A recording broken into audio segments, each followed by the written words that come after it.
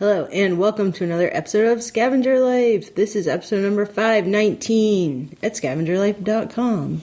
My question to you, Ryan, is, as a scavenger, when do you know when you're okay? And when do you know when you can splurge? You know? I asked myself that. So, we've been scavengers now, like, as a full-time scavenger. Like, that's how we make a living. A long time. Yeah, it's been a while now. And over a decade. It has been. Hand in hand together. And, I just turned 48, and I think about that sometimes. I'm like, how do I not become like the old man who has like his mattress is stuffed with cash? And, like my dad. Eats like cat food. Yeah. Eats cat food. Wait a second, is that a thing? It's like, I don't know. What? I think that was a thing when I was a kid. Like the people would be so poor that you're eating cat food. Oh my God, that's terrible. Or miserly. But, also not just being like a wasteful fool. Right, sure. And I think about them sometimes. Like, we had a decision we made a couple weeks ago where... Yeah. So we bought this house in 2009. Oh my God.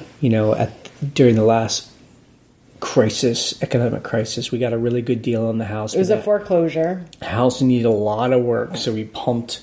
we're selling old shoes, renovating our house. Living in it during construction. And it's not renovating it to, like, make it fancy, but renovating it, like, it needed windows. And it needed new electrical. Floor, yeah.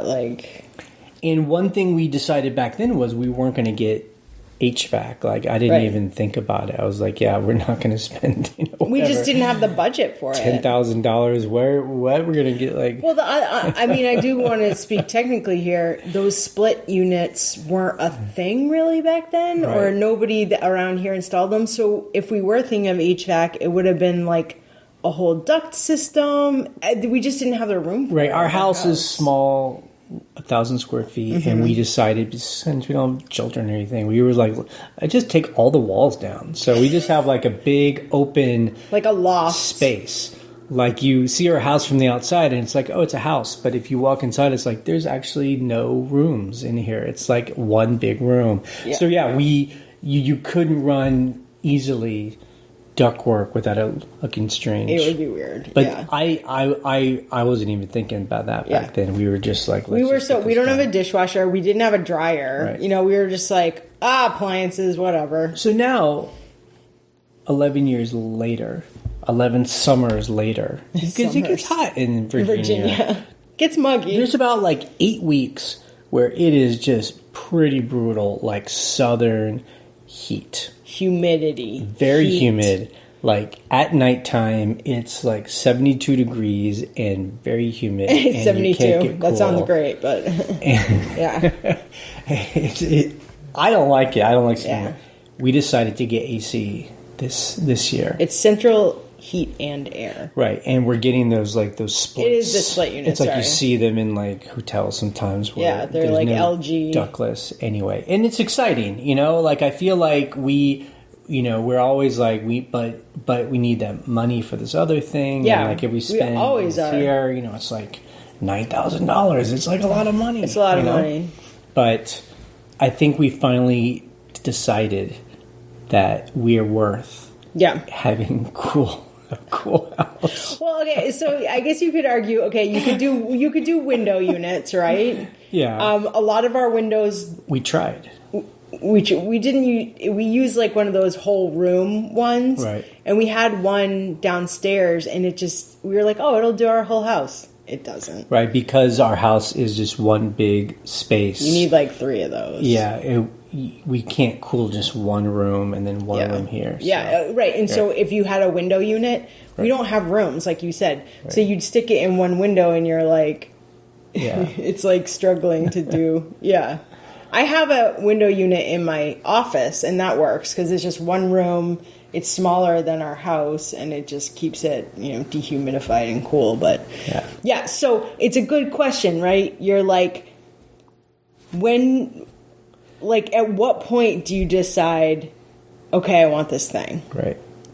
You're on those more than I am on at Reddit. Those forums about like don't waste and zero waste and frugal. Yeah. And I feel like it's always a fine line. Like I'm all for being frugal. Like I'm all about it. I'm all about eating old food and like wearing old clothes. Like I'm driving an old car. But there is a fine line where it can start being kind of miserly and very like wagging your finger at people or uncomfortable. I mean, the other thing too is there's a couple things about it. So it will make us we're at home a lot. I mean, now with the cafe, we're away during the day a lot, but we do work at home generally. So if it's uncomfortable in your house that you're working in, it sucks. Yep. And I believe that putting something like this in is going to bring up the value of our house too. Yeah. Because if you, I don't think we're ever going to sell this house. We're going to live here forever. But I've said this. Yeah. You say we're going to be here forever. I say I'm going to die here. Yeah. Those are two different ways of looking at it. Whoever comes into this house later will be happy we put the split units in. Yeah. If they still work. Yeah. But yeah, so what's your answer to when do you decide? Well, I think it's really only been recently that I felt comfortable enough where we can be spending some money. I mean, I know like we've talked about buying a different car. Yeah. And we still haven't done it. I'm super against it. I'm like, no, let's not do that. Well, you're super against it right now. But eventually, if we do get a car, it will be 100% electric car. So you have to kind of figure out what that is. But I think the thing is really about like I always get nervous just about like, well, things are going good now. We've built up some savings. We don't have any debt. But what happens if something bad happens? You know, I'm always like that. And I think that's the thing about being a frugal. I think maybe for some of us, that's kind of built in. It's like, you know. Spending too much on ourselves means that we don't have that money as backup. You know? Well, okay, so what you do as a scavenger and a frugal person and someone who checks their numbers all the time is you don't spend all your money. Right. We decided we have enough. We have enough in savings. Right. You know, we can afford it and not go into debt. Right. So then you make the decision. You're like, is it worth it? Is it the right price? Yep. It's more than we thought it would be. We're worth it. And it's going to be so... I think also when you're frugal and then if you splurge on yourself, it feels like you're basically a millionaire. You know? Like you feel like so pampered. We've been talking about, it's going to feel like we're in the fanciest hotel in the world. Like today. When we walk into our house and it's like climate control. Today it's hot out, like it's sunny and it's hot and it's muggy. And I was like doing some stuff outside earlier. And yesterday I was like, you know, doing all the Airbnb laundry and putting the laundry out and like moving laundry. And I'm like just walking around our house and I am drenched in sweat. And I'm walking outside and I'm like, it's so hot out. And then I walk into my house and I'm like, it's the same temperature inside as it is outside. Like it's just, there's no relief, you know? Yeah. So I think... even like when we record this podcast, we turn off our fans. Like I'm sweating.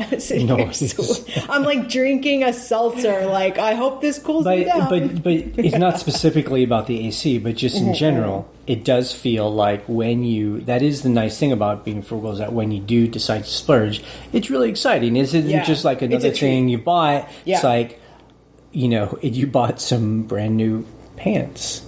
It's like I literally is so funny and it's kind of exciting. But it's so funny. I was just folding the laundry right before this and I had washed them and I bought, this is what I bought.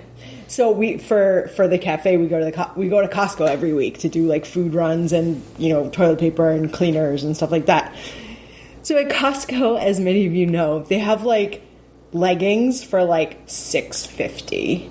And they're like what, like athletic pants? They're like athletic leggings, but they're great because when we work at the roaster, it's so hot in there. Right. Again, another hot space, and you're drenched in sweat all day. And I'm like, I need leggings. Like, I just need. So it's so funny because we're like, oh, you bought new pants, and they were all $6. I was like, oh, these are great. Like, I can get them dirty and I can use them, and they're $6. Nice. Like, they're not. Whatever. We went to Old Navy. We talked about this before. We went to Old Navy, and I was like, the leggings on sale are $36. Yeah. Like, and I know I'm going to get holes in them, and the cats are going to scratch them, and I can't deal with that. But $6? Yes. Yep. I can do it. And we got, oh my God, we bought so much. We've really been splurging. We bought some, what's it called? Teeth cleaners? Like, electric toothbrushes. Did we talk about this the other day? No. Okay, but these ones, so, number one, let's talk about taking care of your teeth, because if you don't take care of your teeth, it is very expensive. So I've been wanting to buy one of these for like a decade, and I've just been so like 10 years you didn't get it because I look at them, they're like $150. You're like, for like a Philips Sonicare. It's just like, it seems so much money, and then I'm like, oh, I'll do it later, and then finally we saw we go to the dentist twice a year because teeth, like, these are not luxury bones that I have in my body. Take care of your like teeth. These are like fundamental parts of my body that I need to keep track of. And luxury bones. Are there any? Well, I mean, it's funny. It's like with healthcare. Like, I can do without this one. Like with healthcare, people have healthcare plans, and it covers your body except for your teeth. It's like your teeth are like the luxury bones in your body they're like, that's extra. That's a different insurance. Anyway, the lady that cleans her teeth, and she's very thorough. She really cleans her teeth. She's like, you need to get a electric toothbrush because you're brushing too hard. I brush too hard, and so I finally did, and it's a game changer. It really feels like I love it. I love cleaning my teeth. Well, they were only $40. Yep. So they weren't $120. Right. I don't know if I was always seeing the wrong ones, or if they've just now put out a version that like isn't super fancy, but it's nice and it cleans my teeth. And I got one too. Yep. You did? I bought it for you. I know, that was so sweet. As a present. Do you want to talk about the other thing we bought that we're going to use today, later? What is it? An electric log splitter. That's right. Okay, so... I'm on the fence about this. Well, we don't know. We haven't used it yet. But look, we are going to get those ductless units, and they do have heat, so that's fine. But we do mostly heat our house with a wood stove. It's nothing like wood heat. It's awesome. Yeah. So, the thing is, we don't have a splitter because gas splitters cost like $1,500. I mean, they're expensive machinery, but they're awesome. But we rent them, and it's $60 every time. Yep. And you have to be like, I have to return it by 5 p.m. on, Sunday. I got one day, and I'm out there just trying to get through a big pile of wood. So forever I'd wanted to get an electric one because I'd read reviews that people are like, these are actually pretty good. So $250, I bought it on Amazon. Wow. $250. Yeah. I mean, so that's like how many times renting? It's $60 each time. So it's about $60. 4 times. So 4 times. Yeah. And the other thing was, since we're so busy all the time, especially with the coffee shop, I'm like, you're out there at 8 o'clock at night. It's dark out. I'm just like, just do it when you have an hour. Yeah. No, look, I'm super grateful and thankful. I would not have bought it for myself because I'm skeptical. Yeah. It's pretty small. When you go online and you see people splitting wood, they're like splitting like pieces of beautiful pine. No, I've seen people split big It's like things. I could split that with a butter knife. I got big chunks of like oak with like knots in it, and so I don't know. It's going to be interesting to see if it does it. Yeah. I'm skeptical but hopeful, and we'll test try it. We'll try it. Anyway, I don't know. I just wanted to talk about that because that, as a scavenger, it's what I think about. It's like, being, at some point, it's good to enjoy life a little bit and make your life good while still. I think delayed gratification is a very good thing in our lives. Yeah. But at some point, it can't just be delayed. Like no gratification. It's just delayed ever. forever. So, but in that is like when does it actually happen? So we're, like we said, we pulled the trigger on some things. All right, let's talk about eBay this week. Oh my God. Are you ready? I'm ready. Simon, he made a random observation. He says that there's now a search function on the eBay purchase page. So if we buy something on eBay, right, we can actually now search what we've bought. Look, I have been asking for this forever. Okay, a couple of years now. Because on Amazon, and I use it all the time. Right. Because I rebuy stuff. These certain kind of sheets we like for the rental. The certain kind of cleaner that, whatever. And you're like, is this the best price? Should I look for something else? Okay, how much was it when I bought it? Who was the seller? What was it? Blah, blah, blah. So Amazon's awesome. You just type it in. Cotton Queen sheets. Okay, these are all the different brands you bought. You like this one the best. Get that one. Right. eBay. I buy stuff off eBay. I buy stuff off individual sellers. I buy stuff that's like when we actually didn't have Amazon Prime, but now we do, which was another kind of splurge, but it's also a business thing. I wanted to be able to search. Like I buy like kitchen sponges for their rentals, so much, and I buy them on eBay, and I'm just like, what's the best price? Who's the best seller? And now I can just be like, kitchen sponges into the thing, and it's like, oh, these are all the sponges you bought in the last 5 years. Finally. Yeah, I feel like eBay is doing this thing that's kind of an untalked about exciting thing, is that eBay's always had so much information, and I feel like in the past they would sell that info to third parties, and you had to like subscribe to these other applications to get eBay information, like Terapeak, like these other sites. When we've always said, like, I'm a seller, I pay fees, I got a subscription, like, give me access to all this info, and we see that now. So kind of like just exposing your history. I would love to see if someone's bought an item from us before. Tell me that they bought items from us before. Yeah, because that's helpful, like, marketing information. On the performance page on our seller hub, they're now exposing more information about your like history of sales, like if it's good or bad or up or down compared to what dates, and they've got kind of nice graphs. It's looking nicer, it feels like we use QuickBooks, and it's nice to kind of be able to click around and kind of see sales compared to like a month ago, a year ago. I like all that. They're starting to do that. And it looks really nice and clean. Whereas in the past, I remember I'd try and do this, and it was like, you had to generate a report. Yeah. And then it would take a day to like generate it, and then they would like send you a link later on. PDF. And if you didn't generate a report for a month, then you couldn't go back and get it for historical data. It was like it was very strange. You're like, the data's there. Right. I know it is. So I just think that they're just doing, eBay was one of the first big internet companies that are still around. Yep. And so they're just now kind of catching up over time, and it's good. So yeah, it's helpful. I like it. Yeah. Okay, the numbers for this week. We sold 20 items.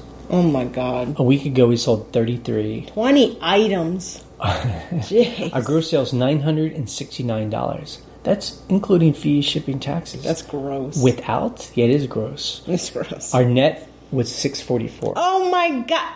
Is that the lowest? It might be it's a low week. That's one of the lowest weeks ever. Yeah. I don't think we've gone below $800. Yeah. It's $600. You're just like, yo.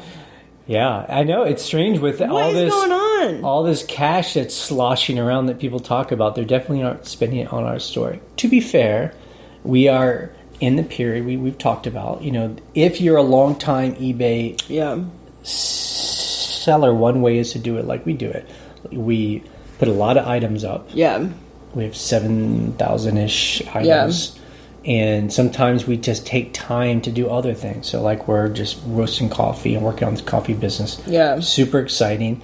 So I don't know. We can be sad about like, oh, it's it's not so great. But then I'm also like, we made $600 we wouldn't have made otherwise. So, yeah, it is what it is. Josie, she emailed us. She's a scavenger.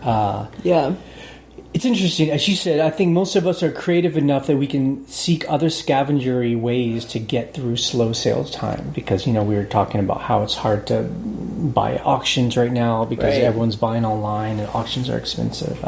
So she says she's a full-time government job, which, when people say that, it means pension. So that's great. She nets $2,800 a month off of her eBay store. Wow. Which is no joke. Yeah. I mean, at $2,800, that's just on top of your full-time job. That's amazing. What's even more amazing is that she says she only has no more than 100 items up at any one time. What? That's incredible. Good God. So to me, that means that she must have a very good eye for things. And they sell very fast. And she has the ability to buy these items for really cheap. Like, that's a trifecta. Right. Like, when people say, like, oh, it's crazy to have, like, a big eBay store and things take so long to sell. Well, I would love for things to, number one, sell fast. Yeah. I can find those things all the time, and I buy those things for cheap. Right. That's a hard thing It's a hard to do. thing. So, good for her that equation for doing that. Is a good one. Yeah, but we've been cleaning out our back building. Like, we had a lot of furniture in there, and a lot of it had been for our coffee shop, and so finally we're kind of clearing all that out, and now we just have a big pile of eBay stuff. It's like the biggest death pile I think we've ever had in the history. And so for me, I'm just like, when we're ready, whenever that is, there's so much in there. I'm gonna dive like a cartoon, like just dive right in. Yep. And we can start pulling stuff out and start, putting stuff up. I think we need to hire someone to help us. Yeah. Eventually. Customer issues, I don't think we had any. I don't think I had any. No, I don't think I had any. I guess that's one good thing. Like, if you don't sell a lot, you won't get any customer issues. Yep. Like, I don't think we had one person this week buy and then cancel. So. Oh, that was nice. Yeah, that is good. Well, 20 items. What do we sell? So the bestest thing we sold. $150. We sold a stone badger. Was it 150 or 190? $150. I thought it was 200. Yeah. This badger, right? So at this auction Jay came home from this auction and he had... It was right at the beginning of the pandemic. So I was like, we need to start buying. We need to buy like so much stuff. And it had been $190. You're right. It was 190. Yeah. Thank goodness. But so there were these boxes and these heavy... I don't even know how you carried these boxes because they were so heavy. Of these like garden ornaments. Some were stone... or concrete or whatever. Some were resin, some were fiberglass. Like they were all different kinds. There's so many of. Some were little, some were big. Little angels. Oh my God, so many. And pixies. Just signs. Like some were made of metal. A little frog. Just like somebody. I don't know if it was one person or just multiple people, and they took all the garden ornaments and put it on one table, but. They sold, I still have several of them, but they've sold so well, unbelievably well.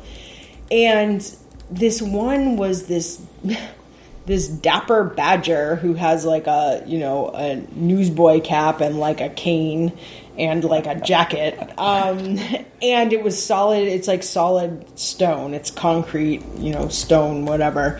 Yeah. I think it weighs 35 pounds just by itself. It's freaking heavy. I haven't packed it yet because I'm like, I don't even know. I have like a little packing blanket that I'm going to like wrap it in and put it in a box and then double box it. That's the other thing I found out about a lot of these. Even if they're stone or resin, fiberglass, they are very delicate. Even if they were bubble wrapped and double boxed, like they just are so fragile. How do you wrap or ship like a big stone item like that? So I have a packing blanket. I'm going to wrap it up and double box it. And I have a lot of packing peanuts. And because we run the cafe and they order like... stuff from Webstaurant and Amazon, like I have a million of those like air pillow things. So that'll help sort of do the sides. But for down below where it's heavy, it'll probably be like thick packing peanuts. But like I said, I have not packed it yet. I think it sold like on Thursday or Friday.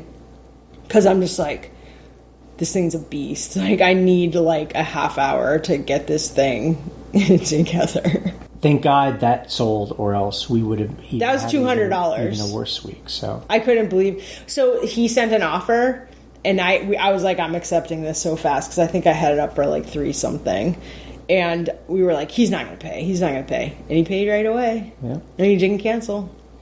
But otherwise, we sold some clothes, some little knobs, some coffee mugs, just like random, like a computer clothes. Disc. Yeah. Several, like, I packed a bunch of clothes, hats. So let's go to the calls or questions that people sent in this week. Okay, you can email us a comment from your phone, an audio file from your phone.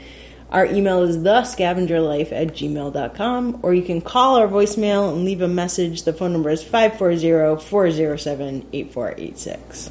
Hello, this is Josephine, and I am calling with a question regarding damaged items. Seems to be more damaged items through the post office.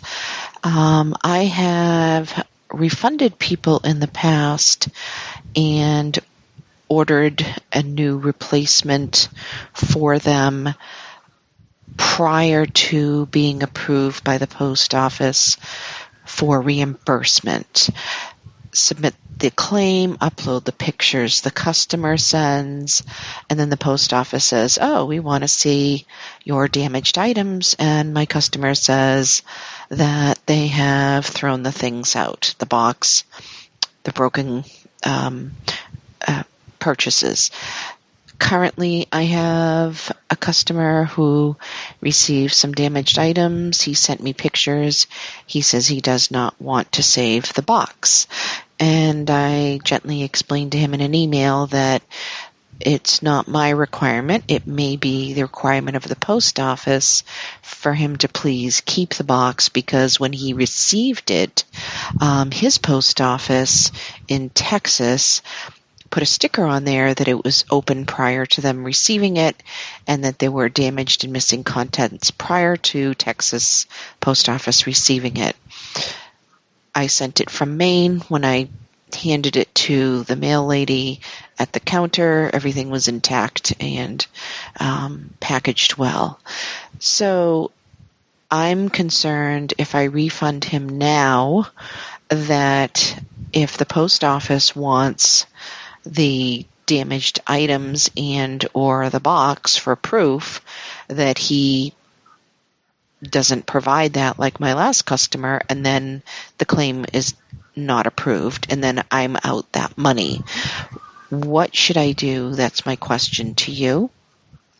I also want to make a quick comment, since I am from Maine, and you pulled up the, I think it was the History Channel for Down East Dickering. And you had a little blip of the knockin' and talkin'. The locals here it's very common that, just recently I traded an old snowblower for someone to bring a bunch of furniture to the dump from me, and some other things that the cats had scratched up, and I needed to get rid of. I swap tires for my roof to be cleaned off, and there's just a lot of bartering, and I know that's common around the country. Thanks, guys. Oh, shipping queen, what is the answer? How do you deal with it? It is good to tell your buyer to keep the packaging. And I guess I'm trying to figure it out, because I had this issue before too. I think I said it was like that ceramic wind chime, where I was just like, they wanted the packaging, they wanted the original item, and I just was like, this person, I didn't want to pay for them to send it back to me so that I could bring it to the post office. Now, I don't know if the post office will accept the customer to bring it to the post office to show, and you have the claim number. You're like, this is the claim number. bring this to your post office, show them the damage, and show them the damaged box. Because sometimes the post office, like she said, will put a sticker on and say damage prior to receiving, or something like that, like damage before delivery. Like, we got it like this. Basically, your post office is like, we didn't do it, we got it like this. Which is, in a way, good, because you're like, look, it even says it was damaged. So, I would say, yes, ask your customer to keep that so that they can go to the post office.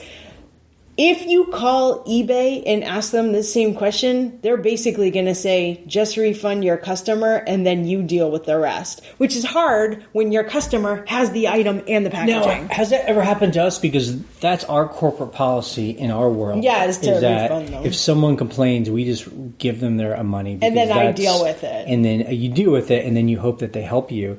Have you ever had it where the post office is like, the buyer needs to give us info and they just don't give you info? I think because this policy is so new with the post office, I've never asked the customer for info because I never needed to. But now, it's been the case where some claims for damage are like, yeah, we need this item to look at it. So I'm like, it depends on the price of the item. You're like, do you say, okay, send it back to me even though it's I feel like broken? It's not also a rule that's across, across the board. Right. Like, well, sometimes photos will suffice. Right. I sent photos of this broken wind chime. Right.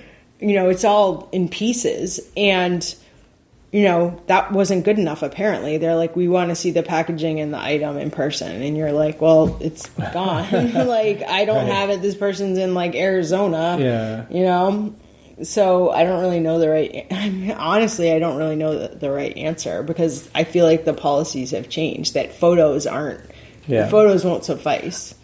I think, to wrap this up, the big thing is just to make the customer whole. As long as the customer has anything wrong, just make the customer whole and then deal with it. And if you have to eat it, then that's just the way it is. Or if you make the customer whole and it is, say it's $500, then you're like, maybe you do pay for a shipping label. Look, I want you to put the box in a box, send it back to me. I'm bringing it to my post office, or something like that. And then refund them. Say, ship this out. I need it for insurance, and then I will promptly give you a refund. Something like that. If it's a lot of money, that's the best advice I can give, honestly. All right, let's talk about some coffee talk. Yeah, because this has been busy week. So it's Sunday. Yeah. I just woke up. I like to wake up early. Yeah, you're good at that. In most times. Sometimes I like my morning to myself to do stuff, but I actually went down to the coffee shop where we opened at 9:00, but I was there a little bit early. Yeah, and we decided to take over the basement of our building. It's not a basement; it's just the lower floor. Right, the lower floor of our building. You're right. A basement with doors and windows. Got doors and windows. It's a proper walkout level. And so I was there putting shelves up. I can't believe you did that by yourself. It's moving stuff over. I'm picturing how big. I don't even know how you did it. I thought you mean it because I'm not good at that stuff. No, putting wire shelves together when they're big takes, in my opinion, 2 people. So I have no idea how you were able to physically do it. But we do not stay in the shop day to day. Our partners do that.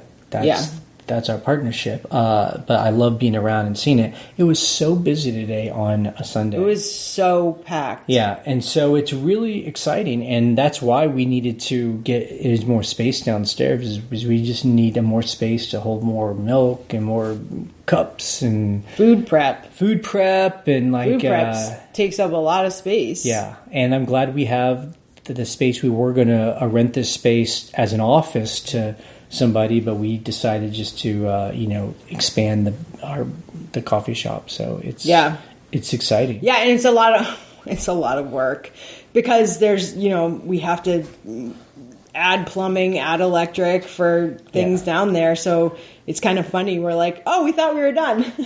Good thing is it's fully renovated, so it's really nice and clean in there with the health department light. But but you need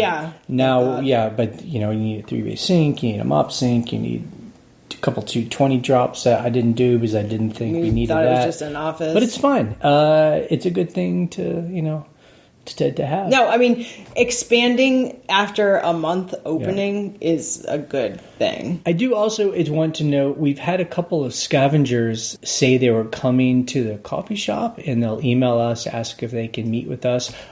I do want to say, we don't mind meeting people. It's hard for us to promise we will meet people because our schedules are kind of crazy. So, our schedules are crazy. I always tell people, if you're coming to our town, stop by, and if we're around, we'll always say hi.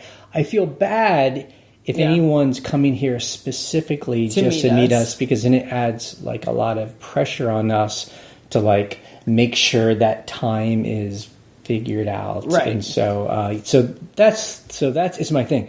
Our town is really cool. Lots of hiking, hit the river, go to the caverns, have a delicious coffee. Lots to do here. Come.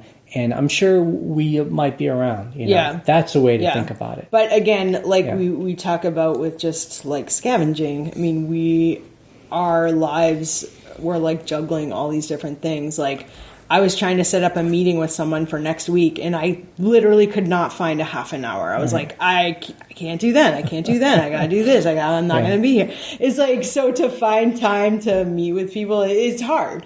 But we do want people to come visit. Yeah, I mean, and it's cool. Like, if people hear us talk about this thing, and I hope it's fun for people to come and see it in real life. It's a fun place to hang out, and you can see Phil and Jill. Phil and Jill have said that people have said hi to them, and they're like, how do they know? How do you know me? Who you are? How do you know us? So funny. It's so funny. I think they're very perplexed by this scavenger trash. Yeah, they're like, people world. Listen to you talk about what? About old food? Like, what are you talking about? Selling stuff on eBay every week. They listen like, to it's a running joke in our cafe where we're obviously everyone's about not a lot of waste. Because, we're very much because that's about, then you're wasting money.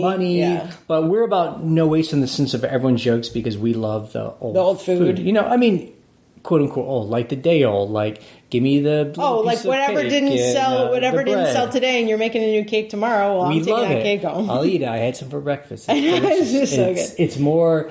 That's a great thing about scavenging is that it tastes better. You love that. Yeah. It's true. But also, we are roasting tomorrow. Yeah. So if you want to support us, the best way you can support us is to buy some coffee on broadporchcoffee.com. And we do have subscriptions. I do want to remind people of that. Instead of buying it every so often, you can sign up. £2 subscription. And you can... That'll get you through a month. Like, get it every month. There's different options where it can be like a different coffee every month, or if into like one kind of coffee. You just can do say, that too. I want Sumatran all the time. Yep. So anyway, if you want to support us in this podcast, the best thing to do is buy some coffee. Yeah. Cool. We would love it. All right. Okay, this podcast is ending in 3, 2, 1. Bye. Bye.